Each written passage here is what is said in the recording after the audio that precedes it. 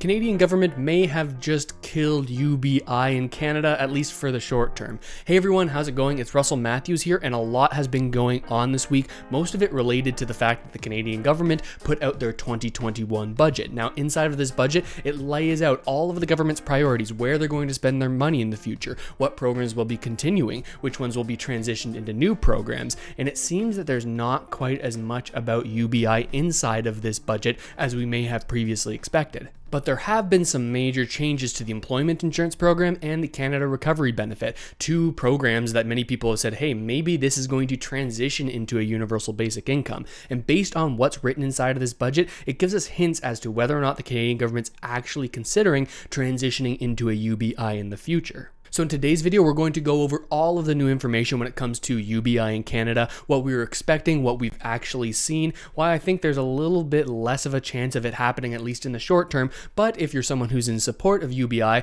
why there is still some hope and what date you need to be looking out for in the future. But before we get into the info, make sure to check out the link in the description where you can get 50% off the Canadian Money Mastery course. We're covering all of the things that you should have been taught in high school: Canadian personal finance, investing, how to earn more, spend less, all of the things that you need to do to set yourself up for future wealth. 50% off with coupon code LAUNCH, and that coupon code is ending on Sunday. So if you're interested, feel free to hop in there. All right, let's dive into this new information. So first, let's put things into context. About 2 weeks ago, the Liberal Party held their National Policy Convention, where all of the Liberals voted on what policies they wanted to be added to the Liberal platform in the future. And there were 3 of these resolutions that they were voting on to add to that policy that the Liberals actually widely supported. Around 75% up to 85%, depending on the resolution, of Liberals voted in favor for this to be added to the Liberal policy. Now, because of this vote, it doesn't necessarily hold the Liberal Party to actually put this in their policy, but in the past, when votes like this have happened at the policy convention,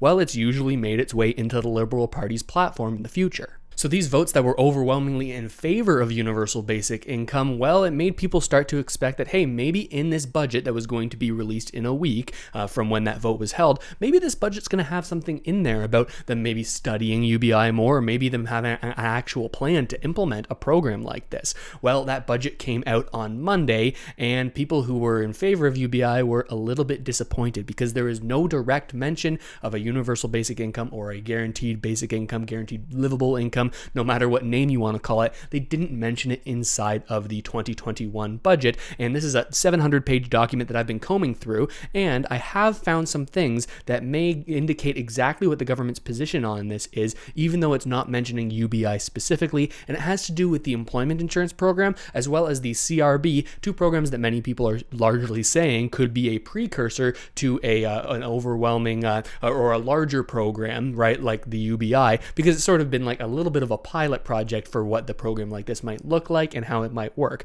Let me show you exactly what I found inside of the budget. And as a reminder, when I'm reporting on this sort of thing, I like to stay right down the middle. So whether you're someone who's in huge support of a universal basic income or you think it's the worst idea for Canada going forward, you're absolutely welcome here. I'm just here to bring you the information so that you can make your mind up about it. But now we're looking at this budget, and this is a section of it that talks specifically about the CRB. Now, I've already made a video on exactly what the changes have been to the CRB program based on this budget, but now let's talk about it a little bit in the context of UBI. So if you didn't catch my previous video on this, well, the CRB, it was extended, right? They extended it to go all the way until September with the potential to extend this to November. But here's the interesting language. They say the government will also seek legislative authorities to make further extensions as necessary past September 25th and until no later than November 20th, 2021 to both the Canada Recovery Benefit and as well as the EI regular benefits corresponding to the Canada Labour Code are also proposed. So the key language here is that they're saying until no later than November 20th, 2021.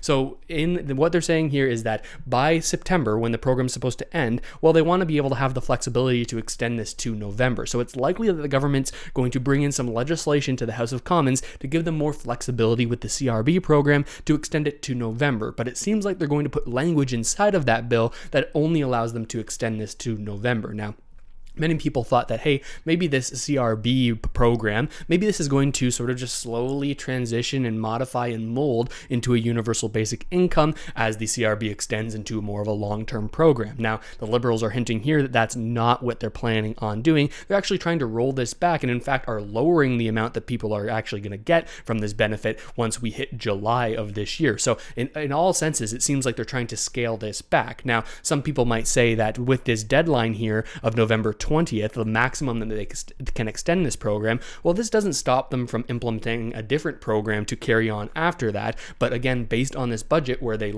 outline everything that they're planning on doing, how they're planning on spending Canadians' money, well, it doesn't seem like that they have any other plans to transition out of the CRB program into something different. So if you're in support of UBI, you might not want to hear this because it seems like this sort of model of transitioning into a UBI from CRB is becoming a lot less likely. So it doesn't seem like the CRB program is going to transition into any sort of basic income program, but what about employment insurance? If you've been following the channel, you'll know that Carla Qualtrough, the employment minister for Canada, the Liberal employment minister appointed by Justin Trudeau, well, she recently hinted that there were going to be major overhauls of the employment insurance system. Now, depending on what these overhauls are, people thought that, hey, maybe this is going to look like some sort of universal basic income, providing top-ups to people who aren't earning enough, or maybe allowing for people who are self-employed to receive extra money to help them through this difficult time in the pandemic and going forward, right? So many people thought inside of that employment insurance revamp that we were expecting inside of this budget, maybe there's going to be some details that are at least a little bit similar to UBI. Well, let me show you exactly what happened. So there were some changes to the employment insurance program here in Canada as of this budget, right? And remember, everything that's in this budget still needs to be passed through the House of Commons, so it's not a sure thing yet.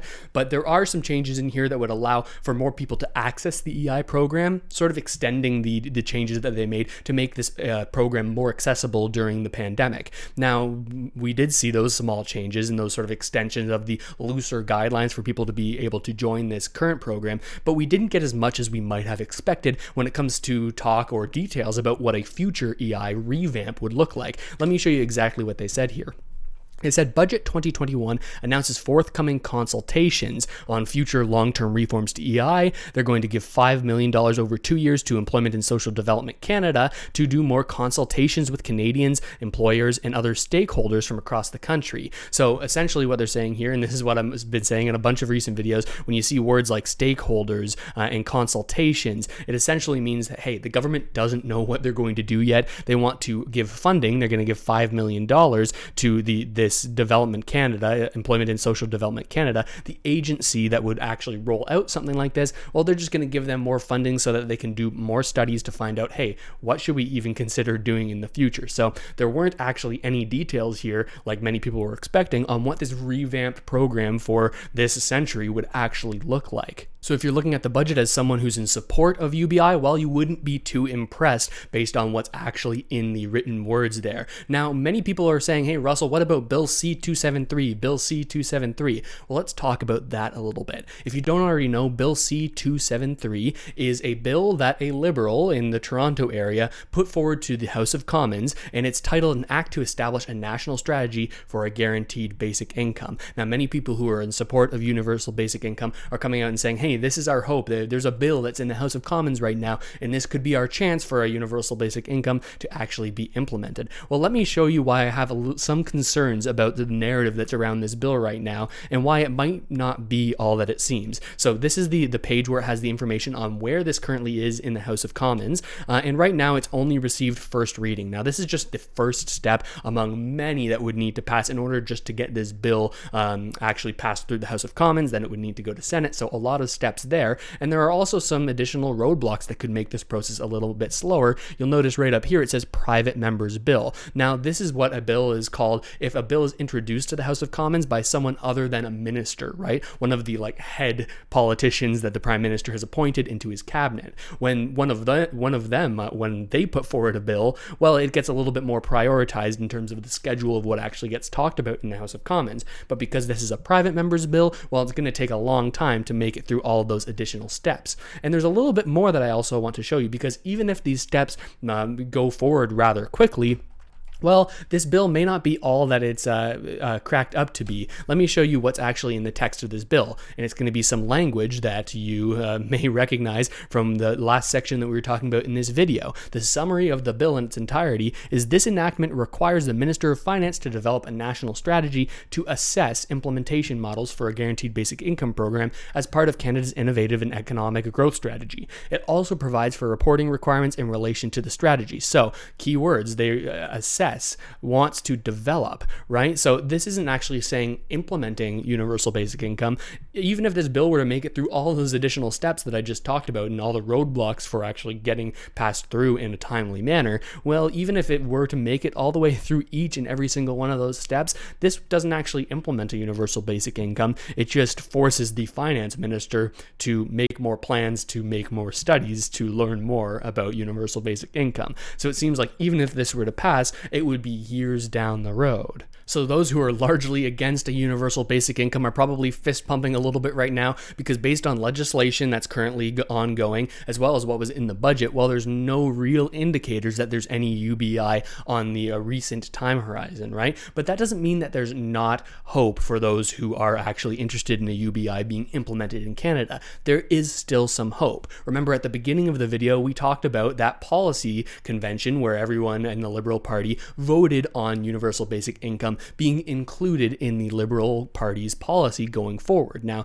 I think it was rather obvious that this may not be included in the budget because this vote only happened a couple weeks before the budget, and the budget is like a 750-page document, so they were for sure probably in the drafting stages or the review stages of that bill or of that budget before this vote actually happened. So there wouldn't have really been any time for them to implement the changing view of the Liberal Party into the new budget, right? But this doesn't mean that UBI is dead entirely. The fact that these votes were actually held and that the Liberal Party now has to more heavily consider policies like this means that in the next election, in the next federal election, there's a good chance that there could be some sort of language in the Liberal Party's policy and their campaign and their platform that could be in more support of a universal basic income. Now, you might be saying, Russell, well, we just had an election 2 years ago. There's probably not going to be one soon. Well, actually, right now we only have a minority government.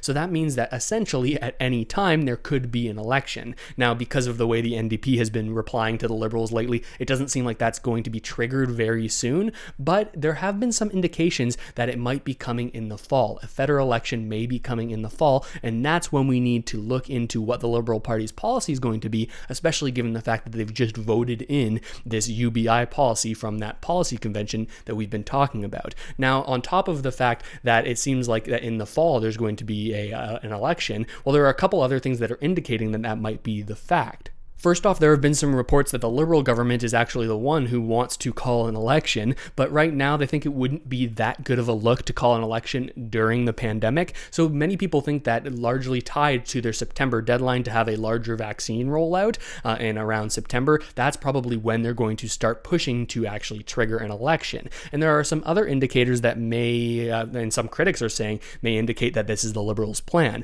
Inside of the budget, there was also a $500 payment to certain seniors, I believe over 75, and this payment is set to come out in August. Now, some of the Liberals' critics are saying, hey, well, we're expecting an election around then. Is this just like a one-time vote-buying policy that's inside of this budget, right? Many of the Conservatives and Bloc Québécois are agreeing, saying, hey, the timing of this is a little funny. If you really wanted this payment to go out to seniors, why would you wait until August? So they're saying maybe this is just a trigger for the election, and they want to actually buy some votes from those people in that age range. So it seems that anyone who's either in support of UBI or is against UBI, well, you need to set your sights on September, because based on the information we have now, that's when it looks like we're going to see the next major development on determining whether or not we're heading this direction as a country, whether you're in favor of it or against it, right? It's important to keep your eye on this sort of thing because it would have a major impact on Canada, but whether you think it's going to be a positive one or a negative one, well, that is up to you to decide. And I really want to hear from you on that same topic.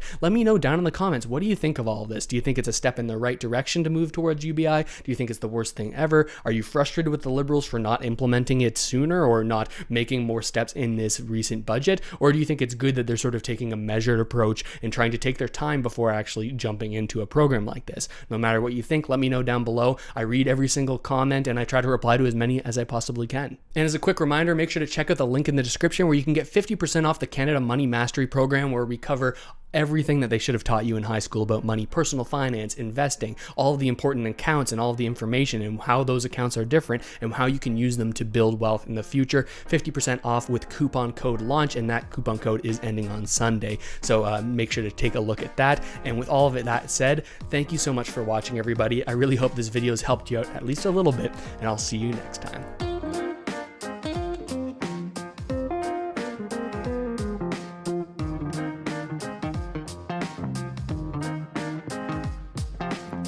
This channel is supported by viewers like you. Thanks, channel members.